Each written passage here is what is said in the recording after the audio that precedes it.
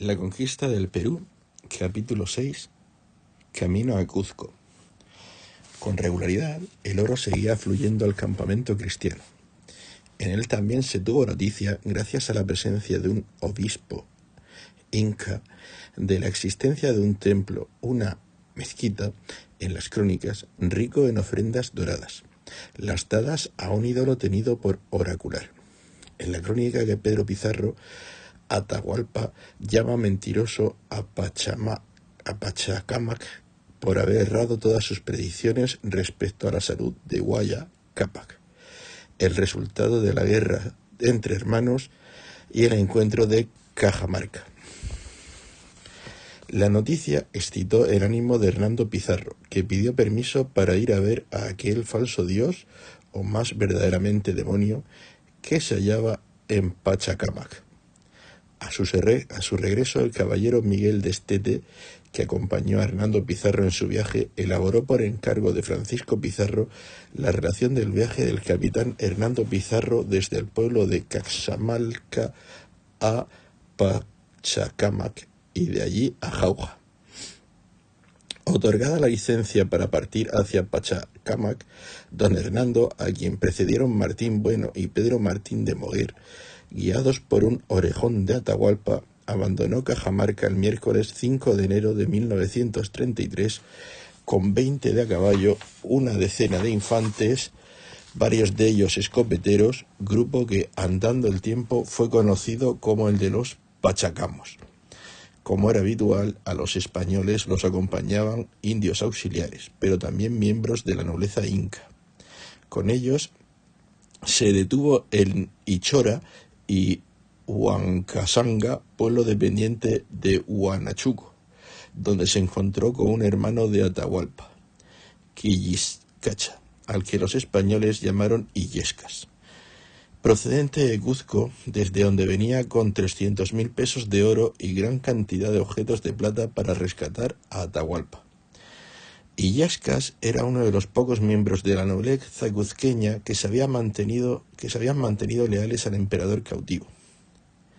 Después de aquel encuentro, don Hernando envió con Illescas a 2 hombres cuyos caballos estaban cojos a Cajamarca para recibir instrucciones. El gobernador insistió en que don Hernando, que tenía noticias de la movilización de un ejército indígena, debía llegar hasta el templo de Pachacámac. Pizarro le ordenaba asimismo elaborar una suerte de diario del viaje en el que se consignarían los datos de los pueblos por los que pasara. El primero de los pueblos en el que posó Hernando Pizarro fue uno llamado Tambo. En él pasó la noche después de disponer centinelas por temor a un ataque. Pese a que algunos indios le habían dicho que el general Calchuchimac estaba en Andamarca, cuando llegó hasta allí no halló ni rastro de este. Dispuesto a encontrarse con el guerrero quiteño, el hidalgo retomó la marcha. El 14 de enero, don Hernando enfiló por un camino repleto de malos pasos. La siguiente escala la hizo en Totopamba, para pasar a Corongo, población enclavada en la cordillera andina. Desde Corongo, la hueste se movió a Piga, lugar que se halló desierto.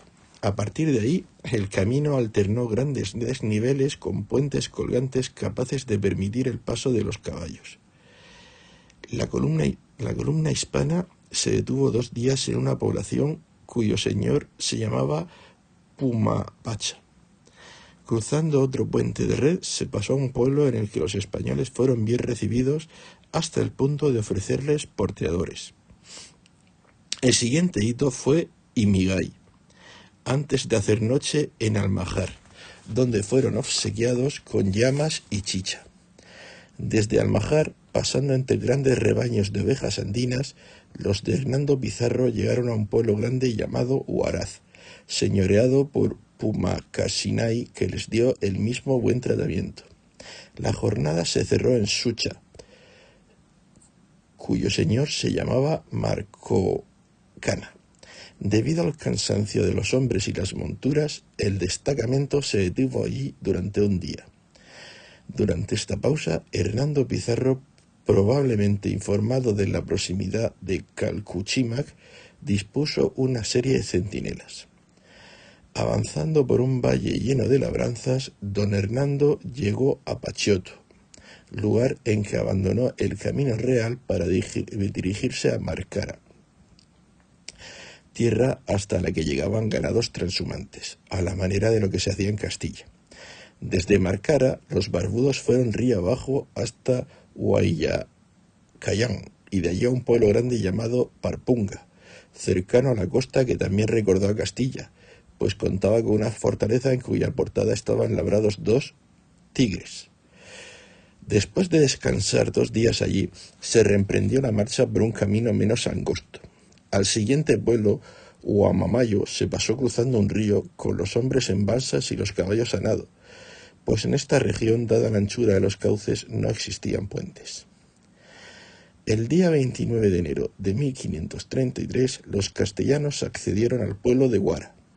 Un día después, entraron en Yachu, al que se le dio el nombre del pueblo de las perdices por la gran cantidad de ellas que vieron enjauladas en las casas. Después de vadear el río Chancay y pasar por otros asentamientos, Hernando Pizarro llegó por fin a Pachacámac, población que Cristóbal de Mena dijo que era mayor que Roma. Informados de esa visita, sus señores, con Taurichumbi a la cabeza, salieron a recibir a los cristianos, que quedaron aposentados en unas grandes estancias.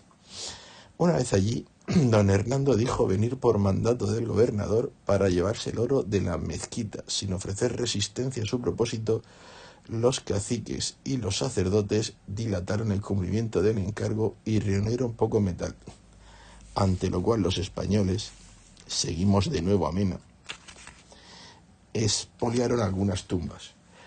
Por su parte, don Hernando pidió ir a ver al ídolo. En la relación, la visita a esa divinidad de carácter dual, ya existente antes del dominio inca, quedó plasmada de este modo. Él, el ídolo, estaba en una casa bien pintada, en una sala muy oscura y de onda muy cerrada. Tienen un ídolo hecho de palo muy sucio, y aquel dicen que es su Dios el que los cría y sostiene y cría los mantenimientos.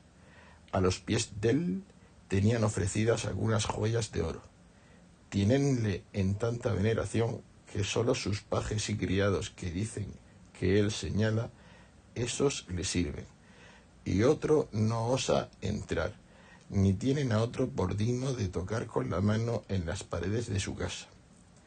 Averiguóse que el diablo se reviste de aquel ídolo y habla con aquellos sus aliados y les dice cosas diabólicas que manifiesten por toda la tierra. A este tienen por Dios y le hacen muchos sacrificios. Vienen a este diablo en peregrinación de 300 leguas con oro y plata y ropa, y los que llegan van al portero y piden su don, y él entra y habla con el ídolo y él dice que se lo otorga. El miedo de los indios a Pachacámac se fundaba, entre otras razones, por el hecho de que los puede hundir, provocando un terremoto si lo enojan y no le sirven bien. Por ello, la gente estaba tan escandalizada y temerosa de solamente haber entrado el capitán a verle, que pensaban que yéndose de allí los cristianos los había de destruir a todos. Pese a ello, don Hernando, en una actitud que recuerda a otro Hernando, Cortés, les dio a entender el gran hierro en el que estaban, pues al que adoraban no era otro que el mismo demonio que hablaba a través de esa efigie. Acto seguido, el capitán Pizarro mandó hundir la bóveda en la que se hallaba el ídolo, que fue despedazado a la vista de todos. Semejante demostración de poder atrajo a muchos señores de las poblaciones aledañas, que ofrecieron presentes a tan audaces visitantes. Entre ellos destacaban Lincoto, señor de Mala, y Anincay, que lo era de Var. Ambos dieron obediencia al rey de España.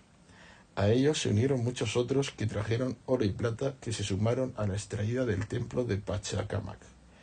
En medio de estas visitas llegó la noticia de la cercana presencia del belicoso Calcuchímac, al que don Hernando envió un emisario para decirle que, dado el mal estado de los caballos, pretendía reunirse con él en un pueblo a medio camino entre ambos. La tropa hispana se desplazó hasta Huara, pueblo situado en un llano cercano al mar, con la idea de que nada estorbase el movimiento de los caballos. El 3 de marzo la hueste salió del pueblo por un río arriba para dormir en otro asentamiento llamado Vilcahuara. Desde allí se cubrió otra jornada para pernoctar en un pueblo de a pie de la sierra que llamaron Aillón, lugar sujeto a Cachatambo. 2 días más tarde los españoles durmieron en Chincha, después de cruzar un puerto de montaña cuya nieve llegaba a las panzas de los caballos. El sábado 7 de marzo la hueste llegó a Cajatambo, situado en un valle en el que había abundante ganado. Su señor Sachao los acogió con hospitalidad. En Cajatambo se supo que Calcuchímac llevaba consigo gran cantidad de oro. Las noticias, sin embargo, eran confusas. Mientras unos decían que el general Inca había pasado ya por allí, otros aseguraban que Calcuchímac se mantenía a la espera en Jauja, donde había logrado reorganizar un gran contingente de tropas, por lo que don Hernando determinó salir en pos de Calcuchímac para prenderlo. Después de abandonar el camino real, entró en Oyu. Allí hizo noche la tropa, que al día siguiente llegó a un pequeño poblado de pastores próximo a la laguna de Punrum, a más de 4.000 metros de altitud. La siguiente parada se hizo en Pombo, situado en un cruce de caminos donde encontraron a algunos capitanes de Atahualpa que custodiaban, así lo afirma la relación, 150 arrobas de oro. Calcuchímac, sin embargo, no estaba, pues en efecto permanecía en Jauja. Los capitanes excusaron su ausencia diciendo que estaba tratando de reunir más metal procedente de Cuzco. La respuesta del español fue contundente: iría a buscar a Calcuchímac hasta Jauja. El viernes 14 de marzo de 1533 la tropa reemprendió la marcha. La primera parada se hizo en Cachamarca, enclavada en una zona lacustre, la actual Laguna Dulce de Junín, salpicada de asentamientos dedicados al pastoreo y a la que solía viajar Huayna Cápac. El río que de ella nace y que baña el pueblo de Pombo recibió el nombre de Guadiana por su parecido con el que discurre por Extremadura. La siguiente jornada llevó a los soldados hasta Tarma, donde los barbudos fueron proveídos de alimentos y porteadores. En Yanaimarca, don Hernando supo que Calcuchímac había salido de Jauja para tratar de indagar, a través de los indios que acompañaban a los cristianos, el verdadero propósito de estos.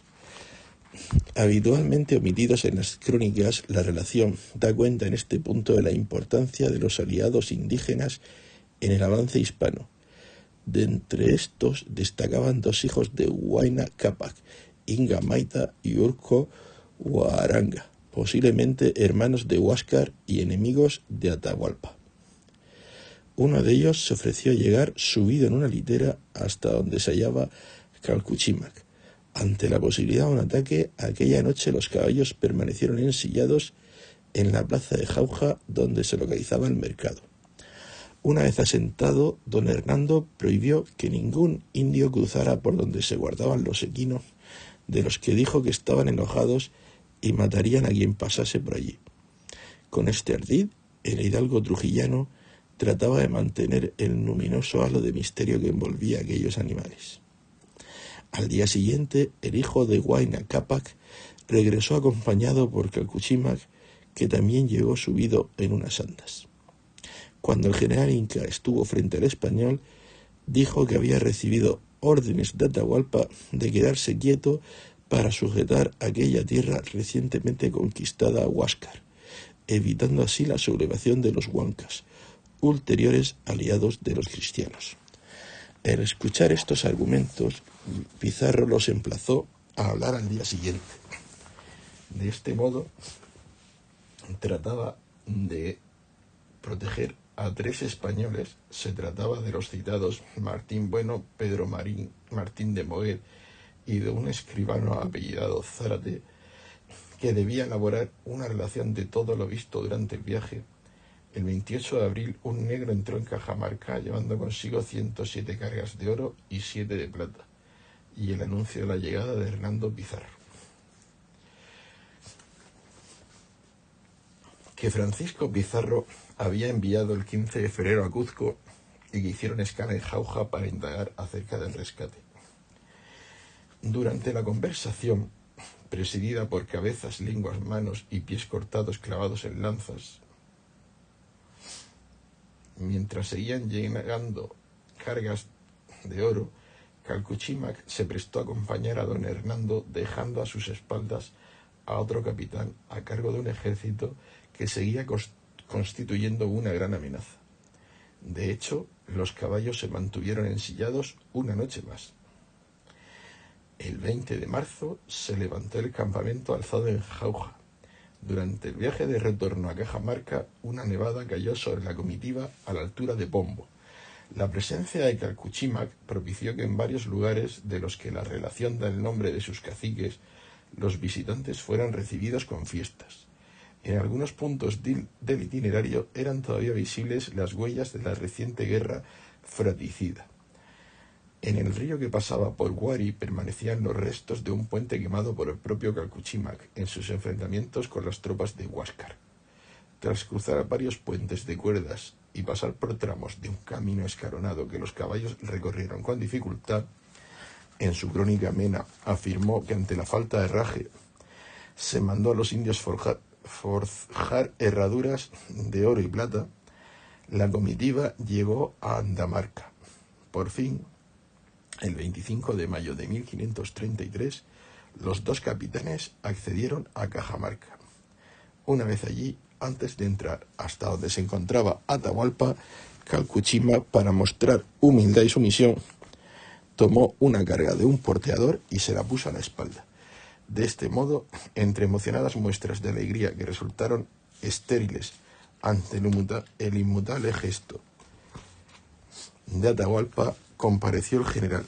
Los españoles, por el contrario, fueron muy bien recibidos por Francisco Pizarro, que se hizo con 27 cargas de oro y 2.000 marcos de plata, además de la crónica de Miguel Estete. En su obra, Cristóbal de Mena, que no presenció aquellos hechos, afirmó que ya delante Pizarro, el trujillano, preguntó a Calcuchímac por el rescate. Atahualpa terció diciendo que todo el oro que tenía ya había sido entregado. Apartando al general, Hernando de Soto le amenazó diciendo que si no entregaba lo pactado, lo quemaría. Puesto que el general inca no confesaba, se hincó un palo. Atado al madero, los españoles pusieron paja y leña a sus pies. Viéndose amenazado, Calcuchímac pidió que viniera a Atahualpa. El general estaba dispuesto a contar la verdad.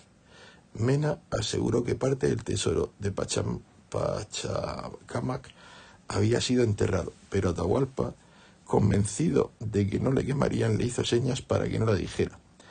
Ante la insistencia de los cristianos, al contacto con las primeras llamas y en ausencia de Atahualpa, Calcuchímac confesó que por mandato del Inca había movido a su ejército para hostigar a los cristianos.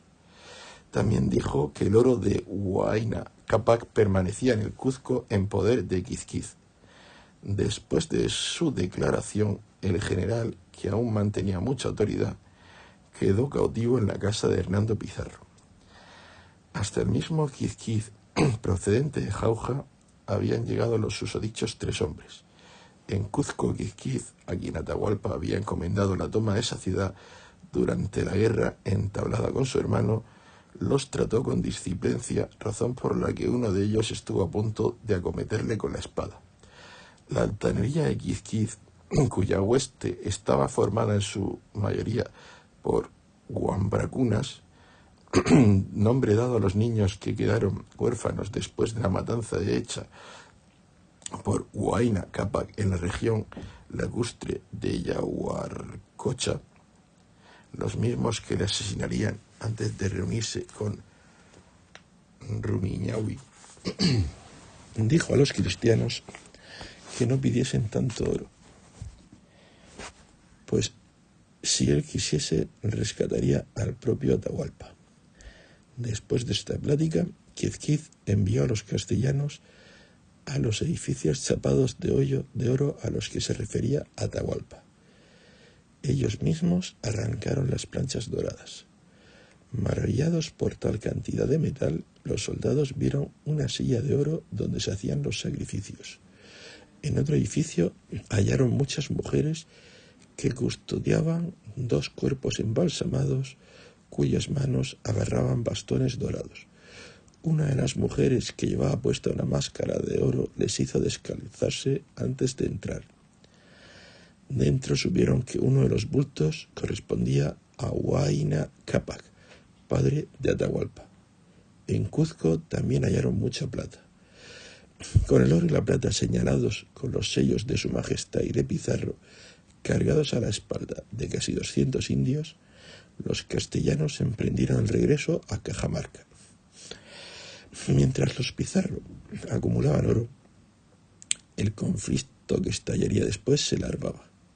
Según relató Agustín de Zárate, estando Francisco Pizarro en Poechos, hasta allí llegó procedente de Panamá una carta sin firma atribuida posteriormente a un secretario de Diego de Almagro.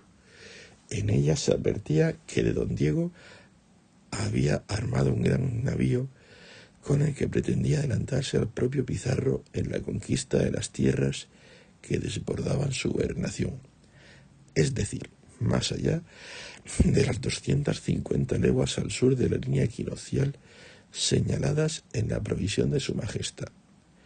Llegada hasta sus manos, Pizarro la guardó. Diego de Almagro había dispuesto una flota de 6 navíos, que viajaban 150 españoles y 84 caballos. 3 de los barcos en los que iban 120 hombres, entre ellos Almagro, habían levado anclas en Panamá, mientras las otras 3 carabelas habían partido en Nicaragua. De aquella armada se adelantó una nave que llegó hasta Tumbes. Allí su cacique no le dio información sobre Pizarro ni le mostró la carta que éste le había dejado para su entrega a los visitantes. Sin lograr ninguna información acerca de Pizarro, el barco se volvió. Mientras tanto, otra nave arribó hasta el puerto de San Miguel. De este hecho se tuvo noticia en Cajamarca el 20 de diciembre. Una vez desembarcada, la tripulación se alojó en el pueblo. En esta ocasión, la misiva enviada por Pizarro llegó a las manos de los cristianos.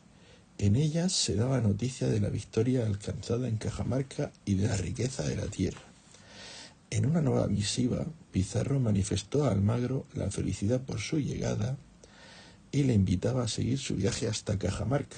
También le daba instrucciones seguidas para pagar el flete de los navíos que debían regresar a los puertos de los que habían salido.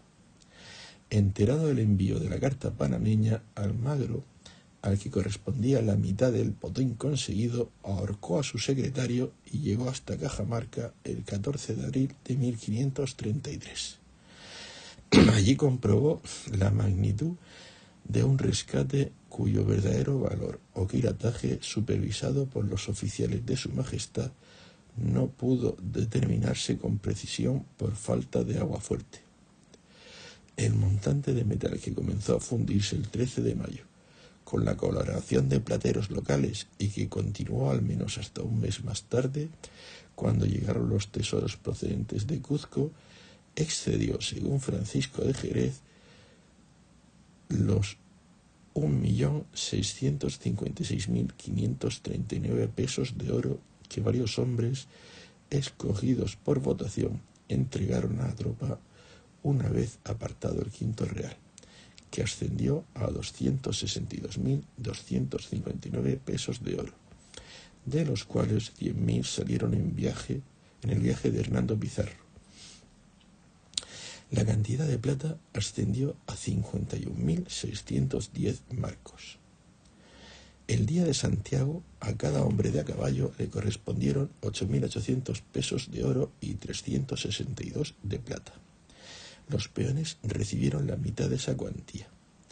Del fabuloso reparto que también alcanzó a quienes se habían quedado en San Miguel, quedaron excluidos los que vinieron con Almagro, por entender que se trataba del rescate de Atahualpa, en cuya captura no habían participado los recién llegados. Para evitar un motín, Pizarro decidió dar 1000 pesos a aquellos nuevos hombres de los que Diego de Almagro el Mozo durante el juicio precioso ejecución en 1542 dijo que al no llegar a tal tiempo los indios mataban al gobernador y los de su compañía porque eran pocos. Pese a la gran cantidad de oro obtenido por quienes participaron en la jornada de Cajamarca, no faltaron entre ellos el propio Cristóbal de Mena, quienes consideraron que recibieron menos de lo que merecían. Muchos de los agraciados pudieron saldar las deudas y préstamos contraídos con otros compañeros, tal y como quedó consignado en el protocolo ambulante de conquistadores. El documento, formado por una serie de escrituras públicas, ofrece interesantes detalles acerca de las relaciones entre los conquistadores, también de las transacciones que se produjeron después de Cajamarca. Aunque los caballos fueron el principal elemento de comercio, no faltaron las ventas de ropa, herramienta, alimento, esclavos negros, indios y moriscos, e incluso el establecimiento de pequeñas compañías entre soldados y entre clérigos que volvieron a endeudarse en la esperanza de alcanzar mayores riquezas. Fortunas que los dados y el exorbitante aumento de los precios, singularmente el de los caballos que se dio en Perú, condujeron a la ruina a algunos de aquellos primeros conquistadores. La controversia acerca de la cantidad de tesoros que llegaron a Cajamarca se mantuvo en el tiempo. En la información hecha por Francisco y Diego Atahualpa en 1556, Bernabé Picón afirmó: después de llegado este testigo a Caxamalca, vido preso al dicho Atabaliba, e allí supo este testigo que los españoles que con el dicho marqués habían venido, que el dicho Atabaliba tenía 40 o 50.000 indios de guerra cuando el marqués le prendió, y que después de preso le prometió al dicho marqués de le dar un bohío lleno de oro hasta una raya que estaba en el dicho bohío, y que antes que el dicho oro se trajese, se quemó este bohío, que después de traído el oro, lo vido este testigo en otro bohío, a la que todos allí decían que les pareció a este testigo y a los demás el dicho Atabalipa dio al dicho marqués hasta más cantidad de la que prometió al dicho marqués, y esto sabe este testigo y es público e notorio. Picón había llegado a Cajamarca con Diego de Almagro, o lo que es lo mismo, era uno de los descontentos. El vecino de Cuzco era un testigo útil para los hijos de Atahualpa, que reclamaban una pensión a la corona, pues se hallaban, en palabras de otro declarante, en hábito de pobreza como yanaconas. No en vano los hijos del emperador inca se dirigieron al español asegurando que Atahualpa dio la obediencia en vuestro real nombre, y habiéndose tornado cristiano y dado la dicha obediencia y debiendo recibir merced y galardón por ello del mismo marqués don Francisco Pizarro y su gente, le quitó su jurisdicción civil y criminal legítima. La convergencia de intereses entre Francisco Atahualpa y los almagristas era total. Buena prueba de ello se encuentra en el hecho de que Atahualpa, según el indio don Luis, dijo durante el banquete que dio en Quito a los señores principales, que si muriese tuviesen por señor al dicho don Francisco, que era el mayor, que se llamaba Stancis Ninancoro. Si para estos españoles Pizarro era el culpable de no haber accedido a las grandes riquezas de los que otros gozaban, para los hijos de Atahualpa el extremeño era quien les había quitado la vida a su padre sin causa ni razón. Recibida su parte, algunos pidieron licencia para ir a Castilla, bien para ver a sus padres, bien para la relación de lo ya ocurrido. Pizarro, viendo que al Perú seguían llegando españoles, autorizó el regreso de 25 compañeros, a los que entregó llamas para portear sus pertenencias hasta el puerto. El 5 de diciembre de 1533 arribó a Sevilla el primero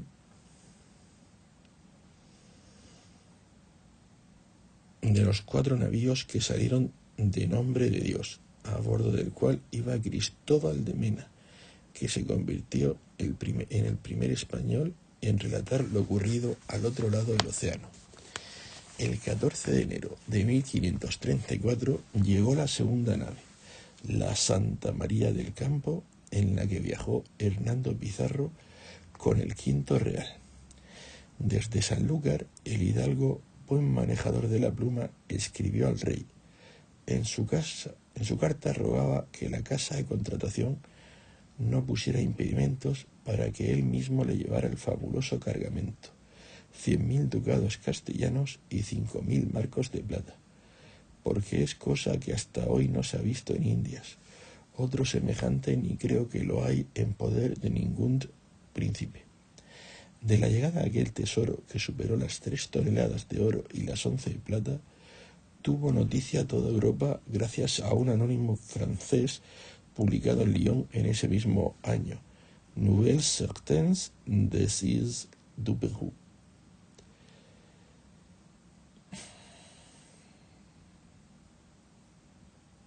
A Sevilla no solo llegaron riquezas, también lo hicieron noticias que años después desencadenaron la crisis de la encomienda indiana. Los excesos cometidos en el Perú impresionaron de tal modo al dominico Francisco de Vitoria, que en una carta escrita en Salamanca el 8 de noviembre de 1534 a su compañero de orden Miguel de Arcos, incluyó unas líneas que cuestionaban seriamente la justicia de aquella guerra y avivaban un trascendental debate teológico-político. En verdad, si los indios no son hombres sino monas, non sunt capaces injuriae. Pero si son hombres y prójimos, el quod ipse prae seferum, vasallos del emperador, non vido quomodo excusar a estos conquistadores de última impiedad y tiranía, ni sé que tan gran servicio hagan a su majestad de echarle a perder sus vasallos. Fin del capítulo 6.